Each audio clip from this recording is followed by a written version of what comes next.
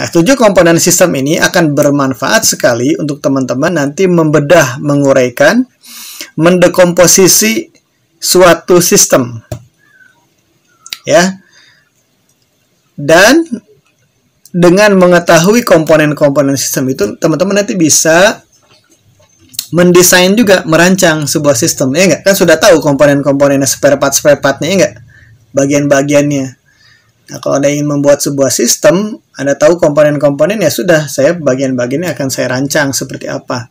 Resource-nya apa, aktivitasnya apa saja. Anda sebut, kemudian Anda berarti sedang mendesain sebuah sistem. Ya. Atau sudah ada sistemnya. Oke, sudah jelas komponennya. Tapi bermasalah nih sistem. Sistem state-nya bermasalah. Contoh apa? Kita lihat di jalanan, sistem lalu lintas. Sistem lalu lintas, ya, Anda bisa bagi-bagi tuh 7 komponennya apa saja. Kemudian Anda lihat, oh, saya kalau di keadaan normal ya, selain pandemi misalnya, itu jam-jam tertentu tuh macet sekali gitu. Ya pokoknya kalau sudah ngomongin jalanan, itu pasti kesimpulan kita adalah masalah aja, betul nggak? Misalnya gitu. Nah, Anda akan bisa mengidentifikasi masalah ini muncul ya dari mana nih? Yang jadi masalah dari 7 komponen itu mananya gitu. Ya enggak? Anda bisa melihat entitasnya kah? Ya kan? Coba di sini kita sambil sharing aja ya.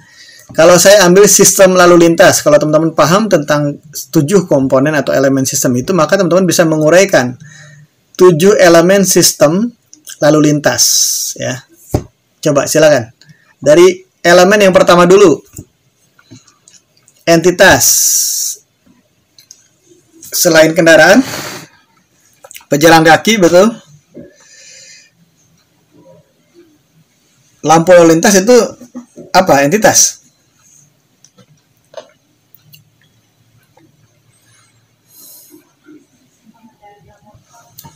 Ya, jadi pengendara ya. Pengendara, kemudian kendaraan ya. Pengguna lagi yang lain siapa? Pokoknya pengguna aja, pengguna jalan ya, lalu lintas.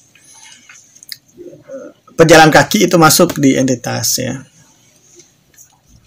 Oke, sudah, entitas tuh. Kemudian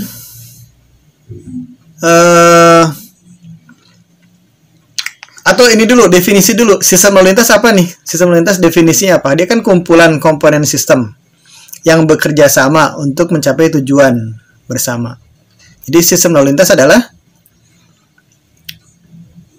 apa? Kumpulan dari komponen-komponen sistem ya. Nanti kita bahas komponennya apa saja, ada 7. Yang tujuannya apa? Sistem lalu lintas itu. Tujuannya apa kira-kira?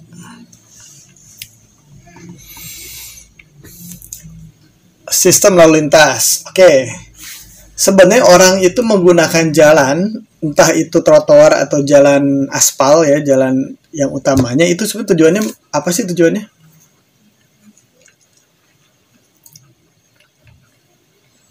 Untuk mobilitas ya enggak? Mobilitas ya enggak? Untuk pergerakan ya enggak?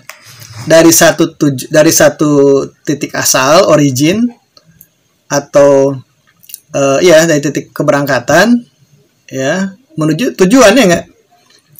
Ada satu titik yang dituju, destination ya enggak?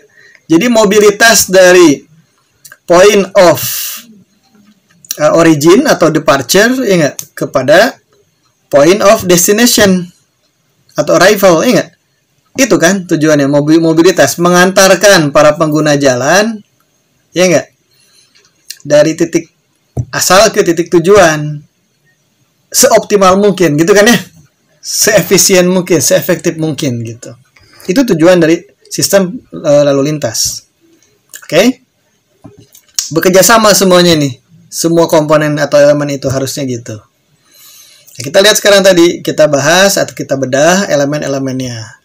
Sekarang masuk ke yang kedua. Elemen yang kedua apa? Atribut. Contohnya apa?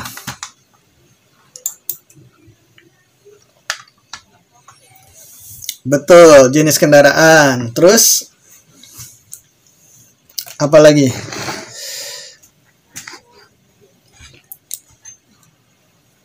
Atribut nih kita bicarakan. Atribut.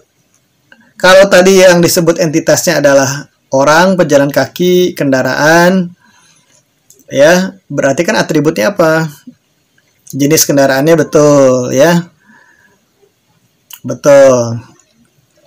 Volumenya ya enggak? Ukurannya betul, ukuran. Oke, gitu. Jumlah rodanya bisa gitu, macam-macam lah. Oke. Itu sudah atribut. Kemudian yang ketiga apa? Activities. Activitiesnya apa kira-kira? Ya, ya jadi pergerakannya itu ya, pergerakan dari si pengguna jalan, baik itu pejalan kaki ataupun kendaraan, ya. Aktivitasnya adalah itu pergerakannya mereka ya, mobilitasnya, pergerakan itu adalah prosesnya, aktivitasnya. Mungkin Anda melihat loh, kok beda ya sama di pabrik. Kalau pabrik kan ada mesin yang memproses, ada manusia, ada ini.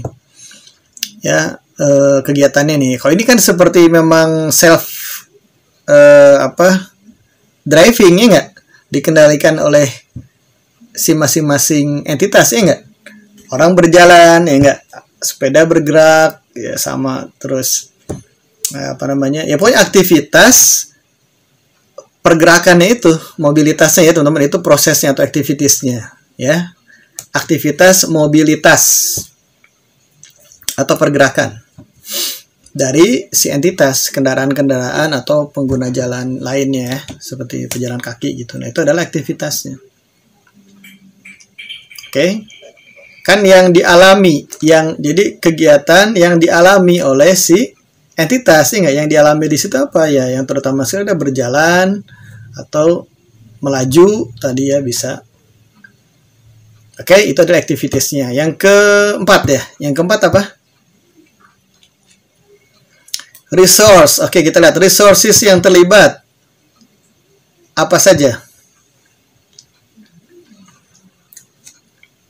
Jalan raya. Jalan raya yang paling utama tuh, betul. Physical resourcesnya adalah jalan rayanya, jalannya, termasuk trotoarnya gitu ya. Terus tadi apa? Lampu merah. Lampu merah. Lampu merah bisa, tapi sebenarnya ada yang lebih tepat. Dia posisinya nggak di situ, ya. Rambu-rambu lalu lintas itu. Tadi apa selain jalan raya? Jalan raya, trotoar itu resource ya. Kan yang digunakan untuk bergerak ya, untuk mobile si para pengguna jalan itu. Apa aja? Selain jalan sama trotoarnya, ada nggak? Nggak ada ya, cuman itu aja ya. Oke ya, jadi lebih ke physical resource ya, lebih ke situ. Oke, maaf ya tadi saya hampir terjebak. Oke, selain itu yang kelima apa yang kelima? Kelima kontrol. Nah, baru ketika bicara kontrol kita keluar apa aja tadi? Lampu merah ya enggak? Rambu-rambu lintas kan mengatur ya enggak?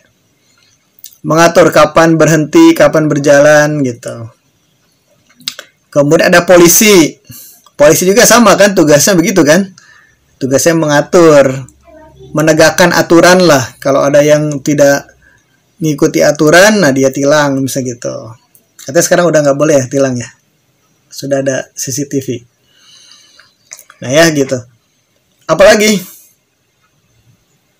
Iya benar ya, polisi tidur. Jadi polisi baik yang tidur ataupun yang bangun gitu. Yang bangun adalah controls ya di situ, bagian dari controls. Media yang mengatur. Atau aturan lah. Aturan mainnya mereka yang ini. Terus apalagi ya? Ya termasuk nah, cuman tadi ada lampu jalan, penerangan jalan, masuk yang mana kira-kira?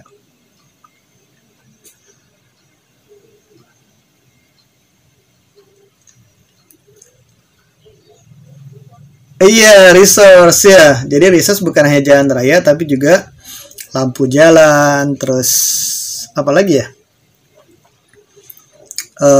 Pembatas jalan, pembatas jalan.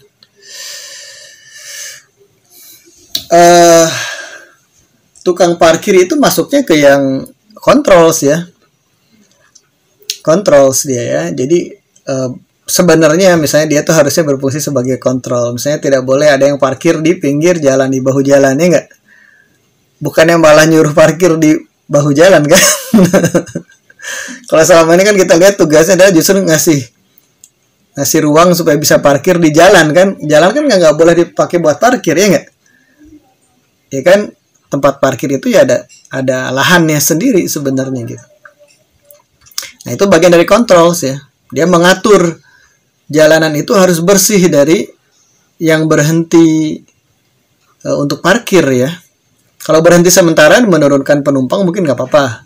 Tapi kalau untuk berhenti lama ya, itu jadi tempat parkir namanya. Bukan itu. Oke. Control. Ya, oke, yang terakhir adalah bukan yang terakhir, yang ke-6 ya. Yang ke-6 apa? System state. Nah, system state-nya apa? Contohnya kira-kira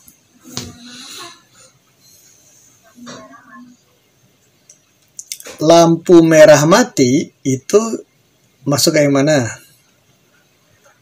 Ya, masuk ke event ya, kejadian. Sistem state-nya berarti apa? Lalu lintas kacau balau, ya enggak? Ya kan? Lalu lintas terganggu. Lalu lintas kendaraan saling berebut untuk bisa inilah, itu kondisi tuh keadaan dari sistem. Oke. Gitu. Lebih tepatnya ya kondisi sistemnya. Lalu lintas berjalan tidak lancar ya.